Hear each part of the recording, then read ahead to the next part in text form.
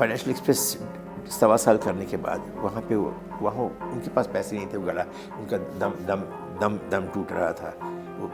वो केसेस उनके खिलाफ रामनाथ गोयनका जी के हो गए थे।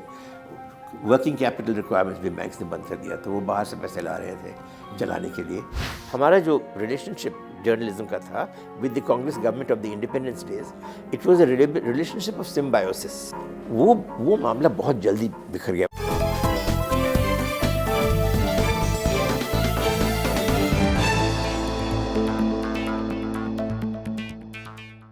जय साहब, चूँकि आपने जो आपके कई बड़े मुद्दे रहे हैं जिस पर आप लिखते रहे हैं, उसमें कश्मीर भी एक है। और कश्मीर आप जैसा आप जानते हैं, इंदिरा गांधी का पीरियड कहिए या वीपी सिंह जी का पीरियड कहें, राजीव गांधी का पीरियड भी आपने देखा, और आज जिस स्थिति में हम पहुँचे हैं, तो कश्मीर की स्थिति बिगड़ने या सुधरने के लिए क्या मतलब सरकार का रोल रहा, या वहाँ पर ही ऐसी प्रॉब्लम्स रही जिसको सॉल्व करना कठिन रहा? देखिए, कश्मीर के जो प्रॉब्लम्स थे उनको हम लोग कभी समझ नहीं पाए यहाँ, और इसके कारण सरकार का जो रोल रहा ये हमेशा पैरानॉइड था, वो डिफेंसिव था, और ना समझने के कारण हम कश्मीर एक गलती करते गए, और इसी कारण हम लोग इस स्थिति में पहुँचे हैं, जबकि यहाँ पहुँचने का कोई काम ही नहीं था। मैं कश्मीर सबसे पहले काम पे, मैंने इस टेररिज्म के सिलसिले पे मैं बिगिनिंग ऑफ मार्च 1990 में गया। उस वक्त ये इंसर्जेंसी 6 हफ्ते, इसकी पैदाइश से 6 हफ्ते हुए थे। इसकी असल पैदाइश हुई जनवरी आई थिंक 18th-19th ऑफ 1990, जबकि गौकदल जगह में एक प्रोसेशन निकला हुआ था। उस पर कश्मीर पुलिस दोनों तरफ से आई, घेर लिया एक सड़क पे, और दोनों तरफ से उन्होंने फायरिंग शुरू किया। ऐसा कश्मीर में कभी हुआ नहीं था। इस प्रांत में साल में 2 मर्डर्स होते थे तो बहुत हाहाकार मच जाता था, ऐसी शांति थी। तो इसका जो शॉक इफेक्ट हुआ, एकाएक 5000 लोग बंदूक ले लिए। बंदूक तो वहाँ थी, बंदूक तो देने को तैयार थे उस पार से, और दे ही रहे थे। लेकिन पाकिस्तान का रोल तो तब भी बहुत बड़ा था उस वक्त बहुत था, उन्होंने दिया। ये शुरू हो गया। मैं गया मार्च में, मुझे फिक्र था कि भाई मुसलमान हैं, गड़बड़ हो गया है, हमने गलतियाँ की हैं, अब इसको सुधार कैसा जाए। तो फर्स्ट थिंग जो मैंने देखा उस पहले विज़िट में, करीब मैं 100-150 मिलिटेंट से मैं मिला ग्रुप्स में। एक बटमालू में मुझे एक मीटिंग करवाया गया था कि पूरा कमरा भरा हुआ था, 7 तंजीमें थी। एक दफ़ा भी Hindu Muslim issue was never raised. No one talked about communal things. वो पाकिस्तान के बारे भी ज़्यादा नहीं बात हो रही थी। मैंने हिज़्बुल मुजाहिदीन के लोगों से मिला, स्टूडेंट्स इस्लामिक मूवमेंट के लोगों से मैं वहाँ कश्मीर में मिला, स्टूडेंट्स लिबरेशन मूवमेंट, JKLF, क्या कहते हैं, अल जिहाद, हिज़्बुल्लाह के सब लोग वहाँ पे थे। उन्होंने मुझे घरों में ले गया जहाँ पर कि हादसा हुआ था, लोग मारे गए, सिविलियंस मारे गए थे, सब कुछ मैंने किया। The only thing that they said was कि आपने हमसे गद्दारी की है, जो प्रॉमिसेस आपने दिया आपने हमें कभी नहीं फुलफिल किया। हम ना तो हमें ऑटोनॉमी मिली, ना तो हमें इवन हिंदुस्तान में फर्स्ट क्लास स्टेटस मिला। हम इलेक्शंस को आप रिग करते गए, आप हमें कभी ट्रस्ट नहीं किए, और हमें आपने टोटली डिसएम्पावर कर दिया। और अब कोई रास्ता नहीं रहा, हमें बंदूक उठाना ही पड़ा। और यहाँ पे हमारे प्रॉब्लम्स हुए जा रहे हैं, कोई सुनने वाला नहीं है, ये गवर्नमेंट सुनती नहीं है। अगर हमें स्कूल में जाना है तो रिश्वत देना पड़ता है, कॉलेज में जाना है तो रिश्वत देना पड़ता है, गवर्नमेंट का जॉब लेना है तो रिश्वत देना पड़ता है, और कोई जॉब है ही नहीं कश्मीर में, करें क्या। और जब हम बाहर जाते हैं तो हम एंटी मुस्लिम सेंटिमेंट हमें दिखाई पड़ता है, तो हम तो बिल्कुल यहाँ रह के क्या करेंगे, ऐसे उन लोगों ने बोला। तो मैंने आके विश्वनाथ जी को, उस वक्त मैंने ज्वाइन नहीं किया था, बल्कि वो मुझे डिसीजन हो गया था। मैंने कहा कि देखिए, ज्वाइन करने के पहले मुझे एक बार जाने दीजिए कश्मीर, क्योंकि उसके बाद मैं नहीं जा पाऊँगा। तो लौट के आए, मैंने उनको फिर 15 पेज का नोट दिया, और मैंने कहा कि देखिए, सबसे पहले this is a movement for democracy, not a movement for communal separation. Two, democracy has been suppressed, and today what we are doing is walking into the Pakistan-based extremists, उनके ट्रैप में हम जा रहे हैं। एक पत्रकार जब आप प्रधानमंत्री का सलाहकार हो जाए, वीपी सिंह वाला एक ऐसा फेज था, कोई बहुत स्टेबिलिटी नहीं थी, एक बड़े मुद्दे पर वीपी सिंह जरूर पावर में आए। लेकिन होता क्या है कि इतने एक संपादक रहने के बाद और आत्मनिर्भर जिसको कहना चाहिए कि अपने आप में हम जो चाहते हैं वो करें, और मीडिया एडवाइज़र बनने के बाद आपको उन अखबार के मालिकों संपादकों के साथ संपर्क रखना, उनको नाराज़ या खुश करना, दोनों काम मीडिया एडवाइज़र का होता है। वो रोल कैसे आपने एक्सेप्ट कर लिया? जर्नलिस्ट सोचते हैं कि उनके हाथ में बहुत पावर होता है। जब मैं उस ऑफिस में गया, मैं पहली दफ़ा असल पावर मैंने देखा, और आई कैन टेल यू किसी की हमें सोच नहीं थी, सोचने का काम भी नहीं था। मुझे सिर्फ प्राइम मिनिस्टर को समझाना था या खुश रखना था। अगर मैं उनसे सहमत नहीं था तो मैं उनको कहता था, पर ये मेरा काम था उनको सलाह देना।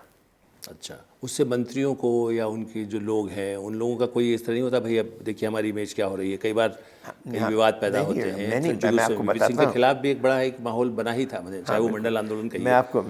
मैं कहता हूँ आपको, वो ये जॉब बहुत ही मुश्किल है, क्योंकि इसकी कोई जॉब डिस्क्रिप्शन नहीं है। और जब मैं वहाँ पहुँचा तो सूचना सलाहकार का एक ही काम था, अब भी वही हो गया है, कि आप इंडिविजुअल जर्नलिस्ट से संपर्क रखिए और prime minister's point of view या stories which are reflect well on the prime minister, वो सब आप प्लेस करते जाइए ऑन एन अनसोर्स्ड बेसिस। ये काम था। अब मैंने देखा कि ये तो बिल्कुल कुछ ये बात चल नहीं रही थी, और एक दफ़ा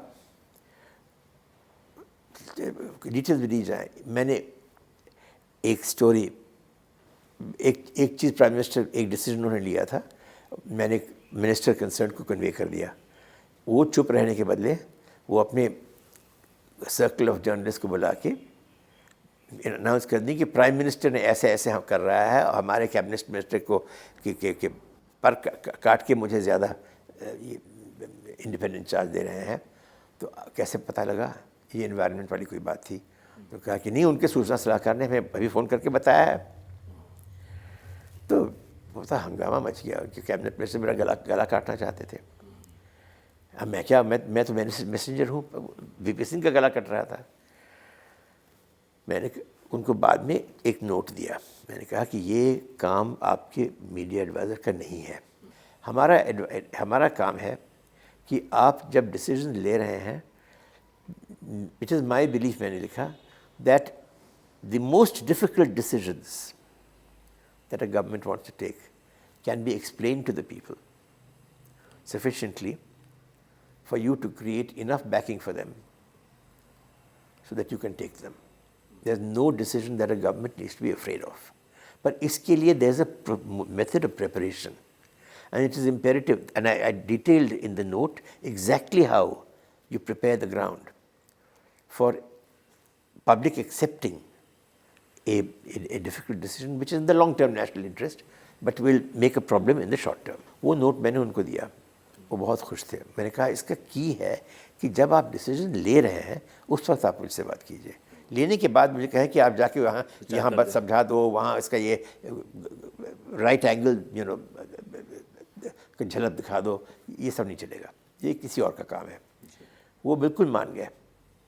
हाँ, इसमें कैबिनेट सेक्रेटरी ने ये लगा दिया, हम इंटेलिजेंस चीफ, हम आपके साथ बैठते हैं, आप मीडिया एडवाइज़र को चाहते हैं लाना, ये तो बिल्कुल सीक्रेसी तोड़ देगा, हो नहीं सकता है। वीपी सिंह जी पीछे हट गए, कहे कि चलो मैं इनको बाद में ब्रीफ कर दूंगा। It's not the same thing. Decision ले लिए गए थे, इनपुट मेरा मिला नहीं। मंडल वॉज एग्जैक्टली दिस। और जब 6 दिन के बाद पहली दफ़ा जब दिल्ली यूनिवर्सिटी के स्टूडेंट्स पार्लियामेंट हाउस के सामने गए और उनको टीयर गैस किया गया, 2 स्टूडेंट्स वहाँ से भागते भागते मेरे घर मई की गर्मी में यहाँ भाग के मैंने प्रोटेक्शन के लिए आए। और मैंने विश्वनाथ जी को कहा कि देखिए ये अभी ये सिर्फ शुरुआत है, अभी आग लगने वाला है। आपने जो कर दिया है ऐसे अनाउंस करके, ये आग लगने वाला है। और उन्होंने कहा हाँ तो क्या करें। मैंने कहा कि देखिए कुछ नहीं कर सकते हैं, इसको संभालें, पर प्लीज़ आगे से अब ऐसे अगर डिसीजन लें तो आप मुझसे बात कर लीजिए, थोड़ा सा तो नोटिस दे दीजिए, मैं आपको कुछ कह दूंगा। टू लेट हो रहा था। बाद में उन्होंने बहुत काफ़ी चीज़ें सुनी मेरी बातें, लॉन्ग स्टोरी, वो रिश्ता बन गया, पर वो रहे नहीं। आप ये जिस हम लोग मैं जानना चाह रहा था कि किस तरह से जो कि आप संपादक रहे तो मंडल और मंदिर दोनों ऐसे इश्यूज, चाहे उसके बाद आप मीडिया एडवाइज़र तो हट भी गए थे, एक संपादक और पत्रकार के नाते इन मीडिया में किस तरह से उसका रोल रहा। मैंने एडिटर्स गिल्ड ने भी, हम लोगों ने एक रिपोर्ट बनाई थी, कई लोग उस तरह से रहे, जिसमें कहा गया था कि भाई मीडिया का रोल भी खास करके लैंग्वेज प्रेस का भी, टू प्रोवोक आइदर इन मंडल और मंदिर मूवमेंट, दोनों जो हुआ दोनों, उसमें आपकी क्या ओपिनियन रही कि कैसा रोल था मीडिया का?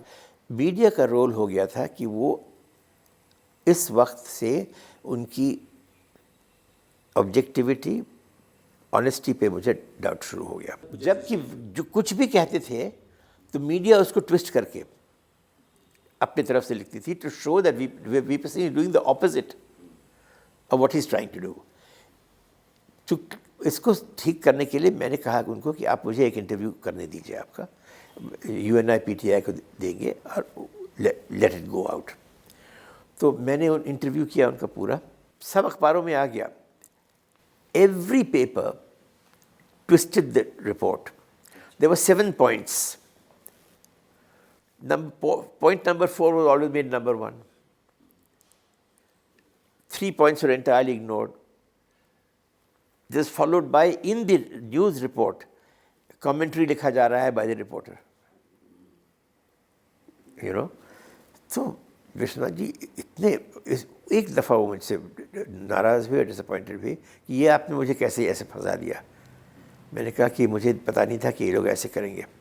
अब तो एक ही रास्ता रह गया, आप टीवी से निकल जाइए, प्रिंट जर्नलिज्म से निकल जाइए और इंटरनेट पे जाइए। फिर तो और भी रिस्पॉन्सिबल हो सकता है। इररिस्पॉन्सिबल, वहाँ पे और रिस्पॉन्सिबल भी हो सकते हैं। फर्स्ट पोस्ट इररिस्पॉन्सिबल है, वायर इररिस्पॉन्सिबल है, बाहर देखिए हफिंगटन पोस्ट इररिस्पॉन्सिबल है क्या?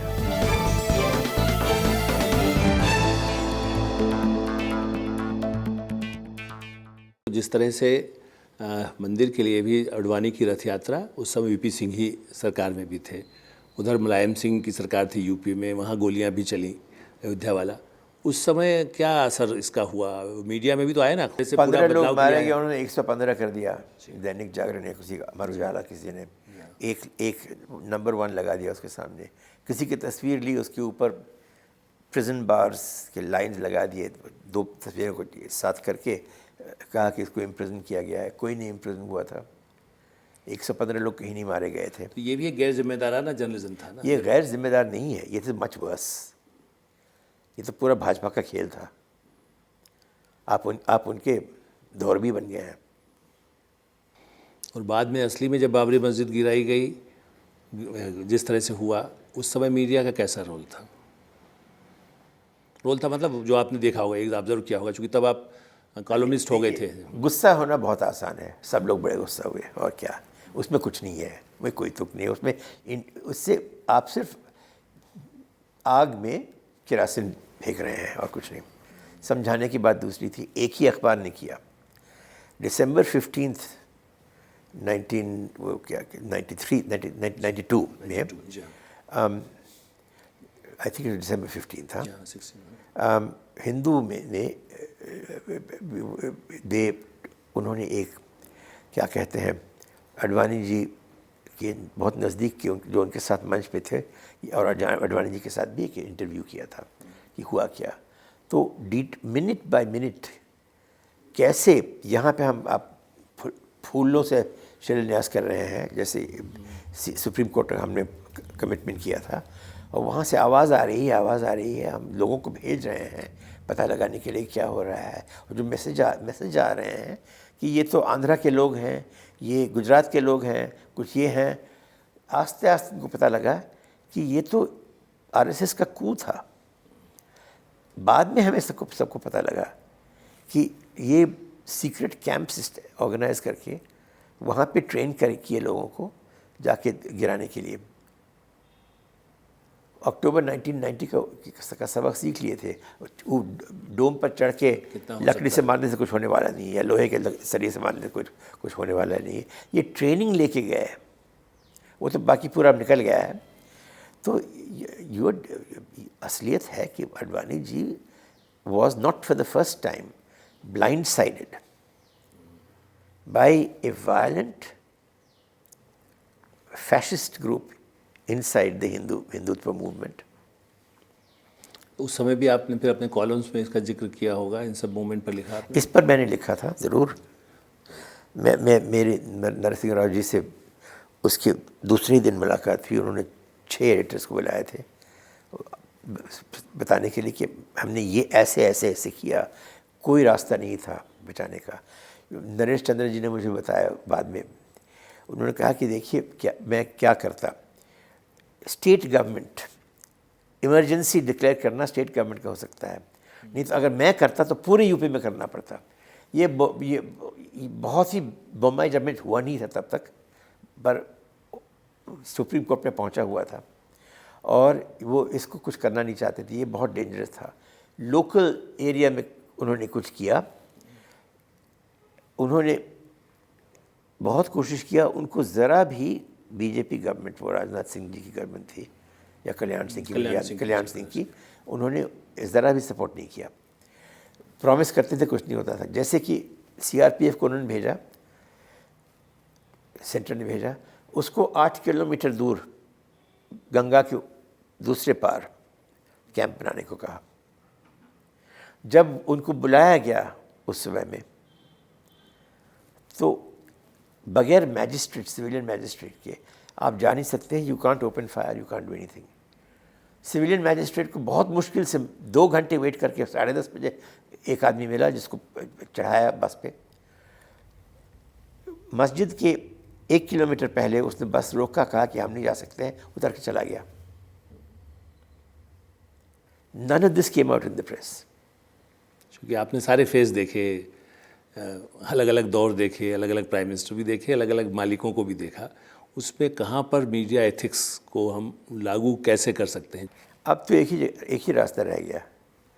आप टीवी से निकल जाइए, प्रिंट जर्नलिज्म से निकल जाइए और इंटरनेट पे जाइए, क्योंकि वहाँ पे उसमें तो कोई और कंट्रोल है ही नहीं। मतलब फिर तो और भी इररिस्पॉन्सिबल हो सकता है। वहाँ पे और रिस्पॉन्सिबल भी हो सकते हैं। फर्स्ट पोस्ट इररिस्पॉन्सिबल है, वायर इररिस्पॉन्सिबल है। बाहर देखिए, हफिंगटन पोस्ट इररिस्पॉन्सिबल है क्या? Is global research irresponsible? The only paper anywhere is Canadian paper, जो कि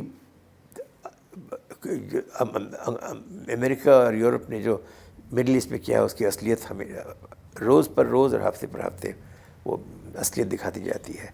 और कोई कर नहीं सकता है, क्योंकि जहाँ पैसे होते हैं, पैसे से मीडिया ख़रीद लिए गए हैं और गवर्नमेंट प्रेशर से एडिटर्स का मुँह बंद कर दिया गया है। आजकल आप बताइए मुझे, हिंदुस्तान टाइम्स ऑफ इंडिया के एडिटर्स हैं, मैं दोनों में रहा हूँ, मैं दोनों में एडिटर था। मेरा वीकली कॉलम हुआ करता था। वीकली कॉलम अब क्यों नहीं है?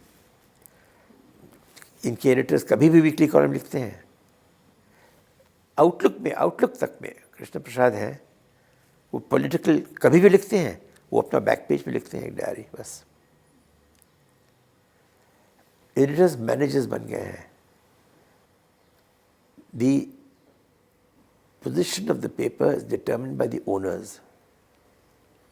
आप नहीं माने तो आपको सीधे बाहर, नहीं, लेकिन जैसा और सीधे बाहर ही नहीं, आपको दूसरे अखबार में जगह नहीं मिलेगा, क्योंकि ये लोग एक दूसरे के साथ चेम्बर्स में बैठ के या शादियों में बैठ के बात करते हैं। नहीं, लेकिन जिस तरह के आप इंडिया में आप देखिए, इंटरनेट अपनी जब है, लेकिन जितना बड़ा कंट्री है वहाँ पर आज भी लिटरेसी के हिसाब से लैंग्वेज प्रेस रहेगा, टीवी भी रहेगा। इंटरनेट से जो लिटरेट कहना चाहिए, जो पढ़ा लिखा लड़का आया है, यंग लोग आए हैं, उनमें तो पहुंच रहा है। और ये ठीक है, कह सकते हैं 50% उस पर भी जाए, लेकिन ज़्यादा अभी भी ज़रूरत तो होगी कि जर्नलिज्म में कोई उसको कुछ कैसे तरह कंट्रोल किया जाए? आफ्टर ऑल प्रिंट जर्नलिज्म और इसमें क्या कहते हैं टीवी में, जब तक कि गवर्नमेंट न चाहे कि हमें ऑनेस्ट फीडबैक मिले, ये हमारे दुश्मन नहीं है, ये हमारे इनवैल्यूएबल एलाइज हैं, क्योंकि इनसे मुझे असलियत पता लगता है और उस असलियत मुझे टाइम में पता लगता है, जिससे कि मैं कुछ कर पाऊँ इसको और दुरुस्त करूँ, जिससे कि आगे हमें प्रॉब्लम्स ना होएं। ये एटीट्यूड जब तक नहीं रहेगा, आपको ये कुछ दुरुस्त नहीं हो सकता है। और ये एटीट्यूड उसी पहले था और उसी वक्त तक था जब तक कि गवर्नमेंट भी अपने नेशनलिस्ट थी, उसके नेशनलिस्ट फोकस की ग्रोथ, सॉवरेनिटी, नॉन अलाइनमेंट, 3-4 चीज़ें थी जो हमारे सेंट्रल पिलर्स थे, वो उस पर पूरा कंसेंसस रहे। अब वो कंसेंसस भी टूट गया है। मैं डिटेल नहीं करना चाहता हूँ, पर मुझे आप विकीलीक्स देखिए, हमारी government every ministry is penetrated by the CIA। उनके लोग बैठे हैं 10 जनपथ में बैठे हैं, 7 रेसकोर्स रोड में बैठे हैं, कुछ जो यहाँ होता है, और ये सब चीज़ें विकीलीक्स में निकली हैं। मुझे कहने का कोई काम ही नहीं है, वो तो केबल्स कोट करते हैं। हम टोटली पेनिट्रेटेड हो गए हैं। चेंज बहुत स्लो है, बहुत बड़ी मुल्क है ये, इसीलिए जब कोई भी निराशाजनक चीज़ होती है ना, उसके साथ साथ भी अगर आप देखें तो और चीज़ें हो रही हैं जिससे फिर आशा फिर से माने जागृत हो जाती है। मैं आपको एक एग्ज़ाम्पल दूंगा। जब मैं एडिटर था, beginning briefly with economic times in 1979, उस वक्त एडिटोरियल पेज के लिए अच्छे आर्टिकल्स पाने बहुत मुश्किल थे, बहुत मुश्किल थे। अभी आप देखिए the quality of writing on the editorial pages of newspapers is outstanding. It's sustained quality of writing is among the very best in the world. और रिपोर्टर्स में देखिए कितनी हिम्मत है, कितनी दम है। वो they'll follow stories, they'll go to the depths of the jungle, they'll go into the Maoist areas, they will do all that and they get excellent stories. एक ही चीज़ मिसिंग है अभी अखबारों में, एडिटोरियल डायरेक्शन। कि किस डायरेक्शन में अखबार as a whole जाए, वो ले लिया गया है। चलिए, तो उम्मीद करना चाहिए कि आपने जो सोचा है कि अच्छा लिखने वाले लोग भी हैं, अच्छा काम करने वाले हैं, सही डायरेक्शन मिलता रहे तो हमारा मीडिया अच्छा होगा। जैसा आपसे बात करके बहुत अच्छा लगा।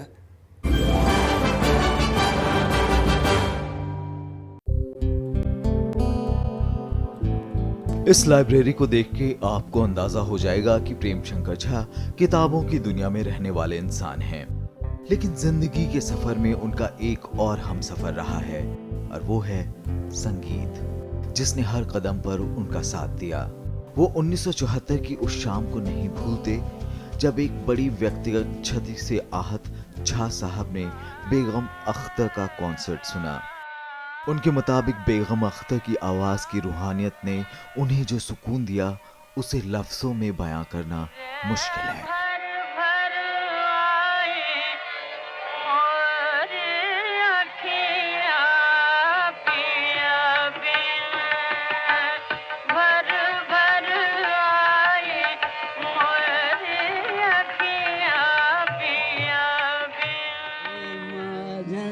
फुर्सत में वो पंडित भीमसेन जोशी, पंडित जसराज, पंडित हरिप्रसाद चौरसिया, कुमार गंधर्व जैसे महान कलाकारों को सुनना पसंद करते हैं। इनमें से कई कलाकार तो उनके दोस्तों की सूची में भी शामिल हैं। लेकिन पंडित मल्लिकार्जुन मंसूर को उन्होंने करीब से जाना और आज भी उन्हें वो बहुत ही श्रद्धा और प्रेम के साथ याद करते हैं।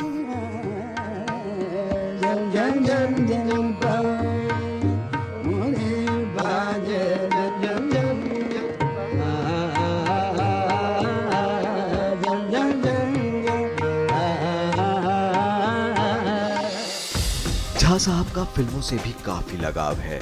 उन्हें क्लिंट ईस्टवुड की बनाई फिल्में जैसे $1 Million Baby, मिस्टिक रिवर और अमेरिकन स्नाइपर काफी पसंद आई। She's got grenades. She's got RKG Russian grenades. You saying to the kid? You say a woman and a kid? They fry you if you're wrong.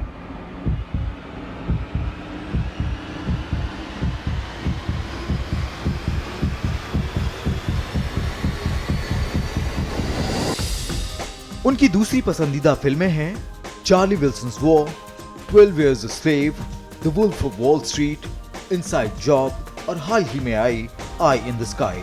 वो Pakistani film बोल की भी काफी तारीफ करते हैं। हमारे माशरे में बहुत सारी बुराइयां सिर्फ इसीलिए खत्म नहीं हो रही क्योंकि हम बोलते नहीं। उठाओ हाथ हम पे। वाकई मार दूंगी मुझे हज़ार में छोड़ेंगे। भारतीय सिनेमा में उनके पसंदीदा निर्देशक रहे हैं सत्यजीत रे। पाथेर पंचाली यानी राह का गीत, जो प्रेम शंकर झा के शब्दों से निरंतर निकल रहा है, और इसकी अविरल धारा की कामना के साथ विदा लेते हैं। नमस्कार।